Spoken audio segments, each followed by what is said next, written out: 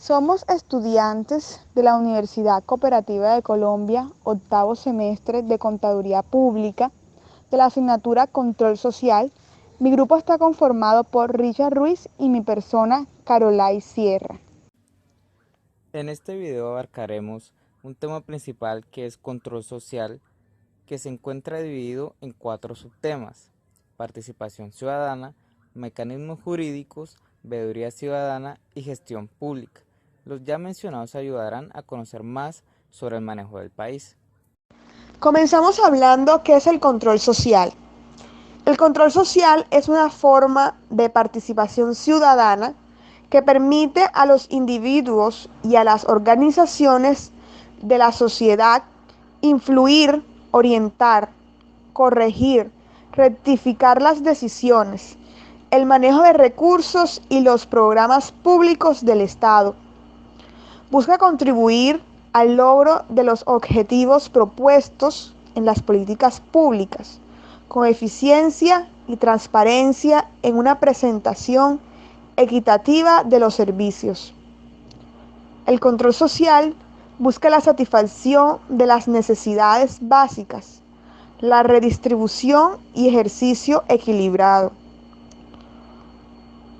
Fortalecer la participación ciudadana para que ésta contribuya a que las autoridades hagan un manejo transparente y eficiente de los asuntos públicos. Apoyar y complementar la labor de las organizaciones de control en la realización de sus funciones legales y constitucionales. El control social presenta beneficios. ¿Cuáles son los beneficios que tiene el control social? El control social, las veedurías, deben ser vistos como aliados de los gobiernos territoriales en la búsqueda de un fin y bien común en el desarrollo y el cumplimiento de los objetivos de la nación. Segundo, hacen valiosos aportes en los procesos de planificación, ejecución y control de la gestión pública, sobre la base de su conocimiento detallado de las condiciones, necesidades y deseos locales. Tercero, desarrolla habilidades en los ciudadanos para controlar la gestión pública y ayudar con el manejo eficiente de los recursos del Estado. Quinto, contribuye en la organización de la sociedad en torno a metas e intereses comunes. Sexto, contribuye a mejorar su calidad de vida al exigir oportunamente el suministro de los bienes y la presentación eficiente de los servicios públicos. Octavo, genera una cultura de equidad y de corresponsabilidad. Noveno, promueve el desarrollo de capacidades de los actores sociales para mejorar la calidad de vida y de los servicios públicos. Décimo, intercambio de saberes y buenas prácticas. El control social también mantiene unos objetivos. ¿Cuáles son los objetivos del control social? La Ley 1757 de 2015 define los objetivos del control social. El primer objetivo es fortalecer la cultura de lo público en el ciudadano. Segundo, contribuir al manejo de la gestión pública desde el punto de vista de su eficiencia, de su eficacia y su transparencia. Tercero, prevenir los riesgos y los hechos de corrupción en la gestión pública, en particular lo relacionado con la gestión en la administración pública. Esto significa que la administración conoce, estudia y responde a las razones de la ciudadanía al presentar proyectos, observaciones, sugerencias, peticiones, demandas y denuncia sobre algunos aspectos de la gestión. ¿Cuál es el alcance del control social? De conformidad con el artículo 62 de la Ley 1757 de 2015, Quienes desarrollen el control social podrán, primero, solicitar la información pública que se requiere para el desarrollo de su labor. Segundo, presentar observaciones de la labor desarrollada ante la entidad correspondiente. Tercero, presentar peticiones, denuncias, quejas y reclamos ante las autoridades competentes. Cuarto, presentar acciones populares en los términos de la Ley 472 de 1998. Quinto, presentar acciones de cumplimiento en los términos de la Ley 393 de 1997. Sexto, presentar acciones de tutela en los términos del Decreto 2591 de 1991. Ya una vez mencionado qué es el control social, cuáles son sus objetivos, cuáles son sus alcances, cuál es su beneficio, nos centraremos en los principios de este mismo. En total son 6 principios. El primero de ellos es el principio de la oportunidad. Para ser eficaz, el control debe ser oportuno. Vale decir que se debe aplicar antes que se cometa un error, o sea, demasiado tarde. Principio de equilibrio. Esto nos dice que a cada grupo de trabajo se le debe proporcionar una cantidad de actividades a realizar de manera equilibrada por las actividades a controlar, ni mucho más ni mucho menos. Principio de las desviaciones. Todas las desviaciones o variaciones que se presenten con respecto a los planes deben ser analizadas detalladamente de tal manera que sea posible conocer las causas que las originaron. Esto con el fin de tomar las medidas necesarias para evitar futuras tentaciones en el futuro. Principio de exención. El control debe aplicarse a las actividades excepcionales o por lo menos representativas a fin de reducir costos de tiempo y de control. Deberán, por lo tanto, demilitarse adecuadamente a las actividades que requieren control. Este principio se basa de métodos. Estos métodos son probabilísticos, estadísticos o aleatorios. Principio de la función controlada. La función controlada por ningún motivo será la misma que la función controladora, ya que se perderá efectividad o por lo menos objetividad en el control. Este principio nos dice que una persona que realiza un control no puede estar en una actividad que ha sido controlada. Principio de los objetivos. Debemos recordar que el control existe en función de los objetivos. Por lo tanto, el control es un medio para alcanzar los objetivos preestablecidos. ¿Qué son los mecanismos jurídicos?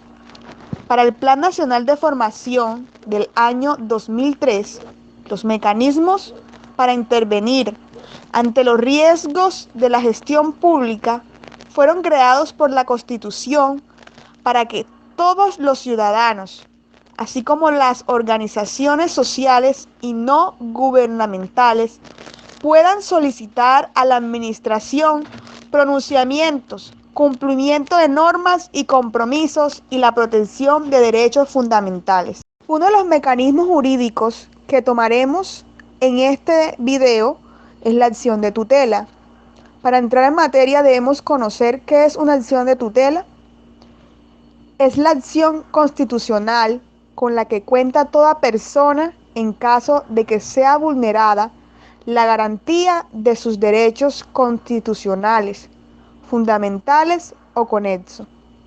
Su objeto es reclamar ante los jueces en todo momento y lugar, mediante un procedimiento preferente y sumario, por sí misma o por quien actúe a su nombre, la protección inmediata de sus derechos constitucionales fundamentales, cuando quieran que estos resulten vulnerables por la acción u omisión de cualquier autoridad pública o de los particulares. Es un mecanismo que cualquier persona puede usar para solicitarle a un juez la protección y defensa de sus derechos fundamentales de manera rápida y segura cuando estos se encuentren amenazados o violados por una autoridad pública o por un particular que está realizando una función pública. Ya sabemos que es una acción de tutela, ahora responderemos: ¿quién puede interponer una acción de tutela? Cualquier persona que considere que uno o más de sus derechos fundamentales están siendo violados o amenazados puede presentar esta acción sin necesidad de ningún abogado.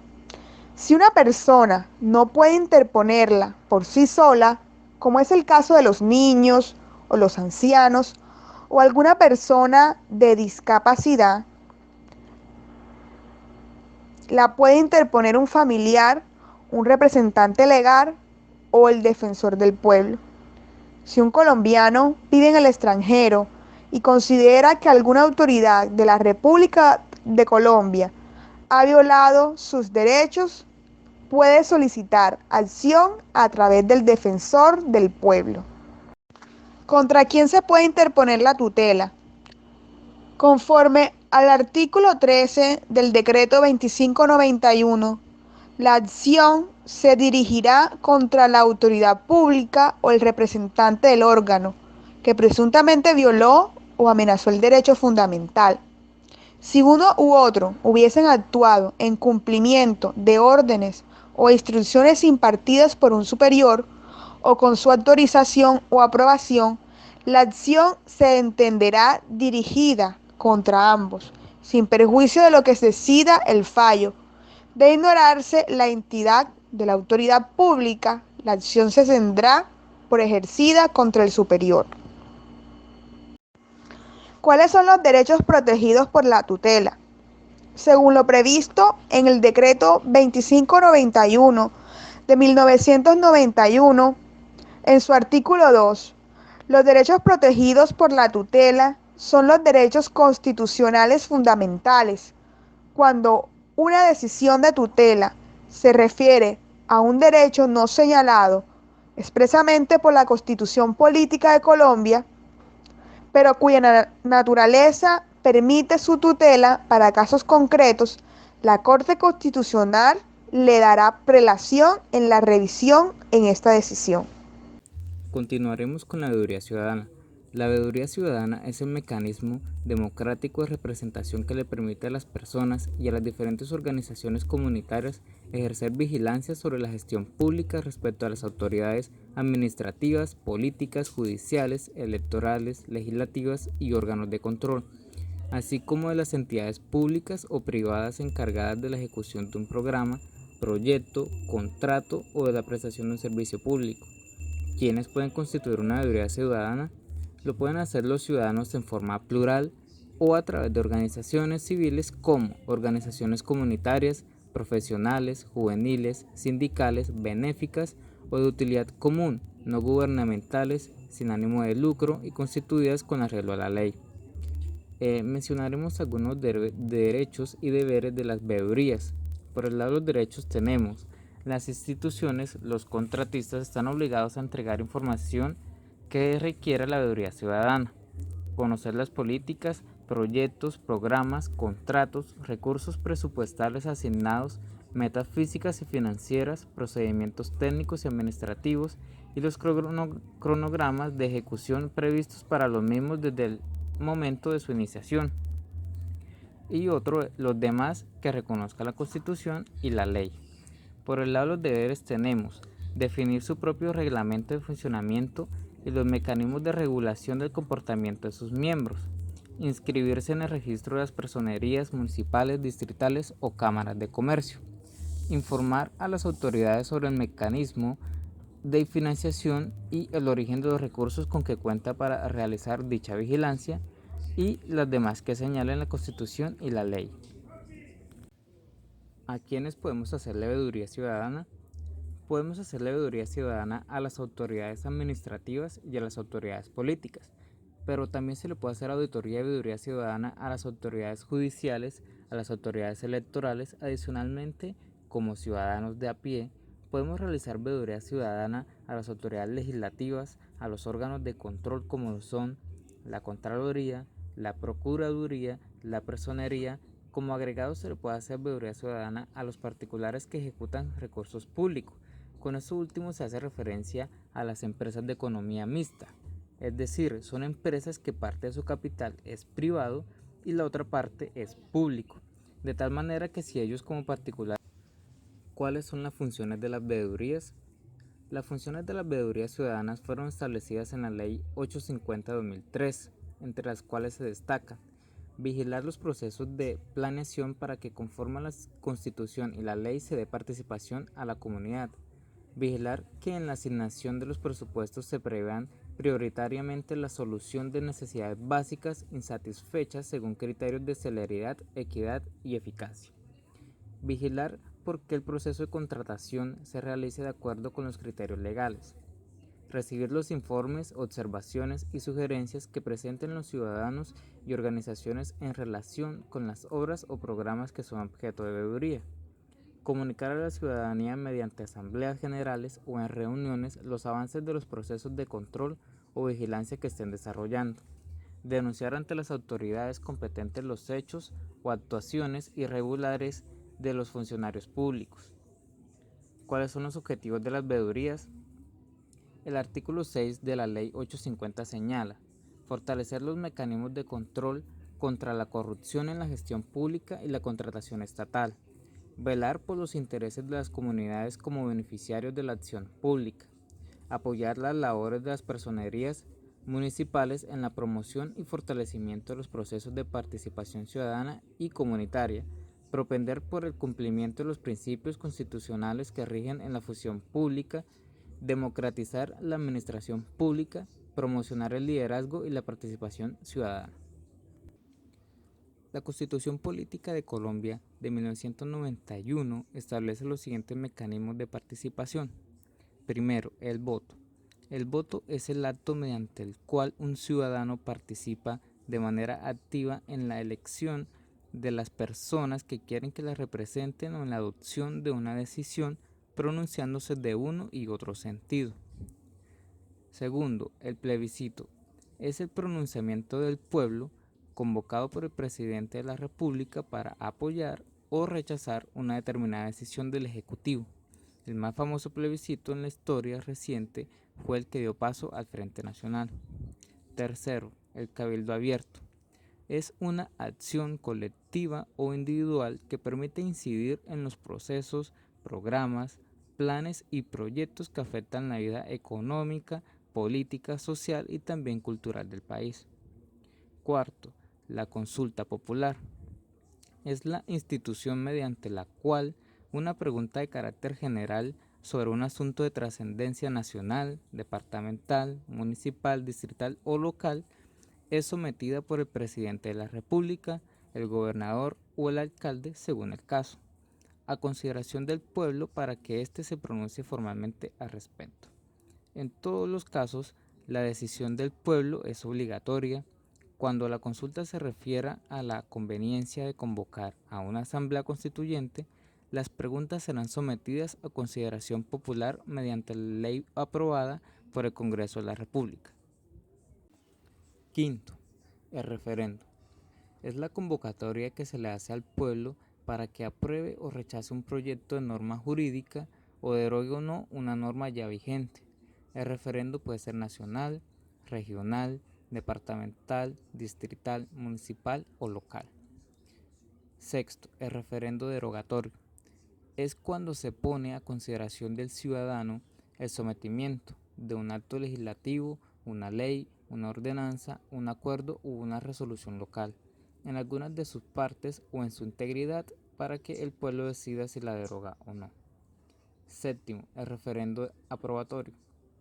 Es cuando se pone a consideración del pueblo para que éste decida si la aprueba o rechaza total o parcialmente el sometimiento de un proyecto de acto legislativo, una ley, una ordenanza, un acuerdo o una resolución local y una iniciativa popular que no haya sido aprobada por la corporación pública correspondiente.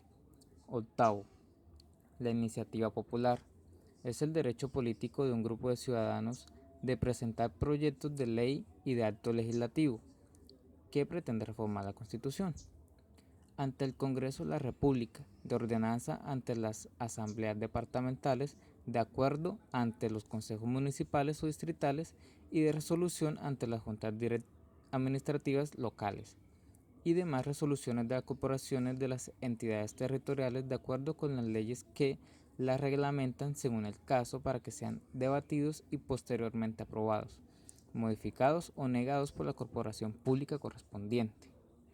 Noveno, la revocatoria del mandato. Es un derecho político por medio del cual los ciudadanos dan por terminado el mandato que le han conferido a un gobernador o un alcalde. Existen numerosas publicaciones, manuales y cartillas sobre el tema de la participación ciudadana, pero la participación es posible concebirla desde varios lentes. Por ello se plantean distinciones acerca de los niveles, los tipos y los ámbitos en donde se ejerce. ¿Los niveles cuáles son? El primero es gestión. ¿Qué es la gestión? Manejo de recursos de muy diversa índole destinados a ejecutar las acciones necesarias para obtener un resultado final. Otro es la decisión, que es la adopción de una idea o forma de actuación sobre un problema a partir de formular dos o más alternativas. También está la concertación, que no es más que un acuerdo por el cual dos o más personas o grupos definen un problema, la solución más conveniente y los medios para ejecutarla. Otro es la fiscalización, que es la vigilancia sobre el cumplimiento de las decisiones tomadas. La iniciativa es la formulación de sugerencias por parte de los ciudadanos destinadas a resolver un problema o transformar una decisión. También está la consulta, que es que los ciudadanos opinan sobre todos o algunos de los aspectos de un problema o situación como elemento de juicio para tomar decisiones. Y por último, la información, que es el conjunto de datos, hechos, nociones y mensajes a través de los cuales se conoce e interpreta una situación y adquieren. Y terminamos con el tema de gestión pública. La gestión pública es el conjunto de actividades desarrolladas por los servidores públicos y particulares delegados por el Estado para administrar y velar lo público, buscando el cumplimiento de los fines esenciales del Estado. La administración de lo público, la toma de decisiones sobre los recursos, la ejecución de los mismos, el seguimiento y evaluación de las actividades desarrolladas y resultados hacen parte de la gestión pública. Dentro de la gestión pública también encontramos 5 tipos de control. El primero es el control político, que permite cuestionar la gestión de los miembros del gobierno. Otro es el control fiscal, que vigila el uso y destinación de los recursos financieros, de gestión de resultados y de la conservación del patrimonio. También está el control jurídico, que previene, investiga y sanciona conductas punibles. Otro es el control disciplinario, que vigila a los funcionarios públicos para que no se excedan ni omitan sus funciones. Y por último, el control social, que es el derecho y deber de todo ciudadano que de manera individual o colectiva vigila y controla la gestión pública. Con base en este marco constitucional y legal, existen varias entidades del Estado encargadas de vigilar y controlar la gestión de las instituciones y entidades públicas y privadas que cuenten con recursos públicos.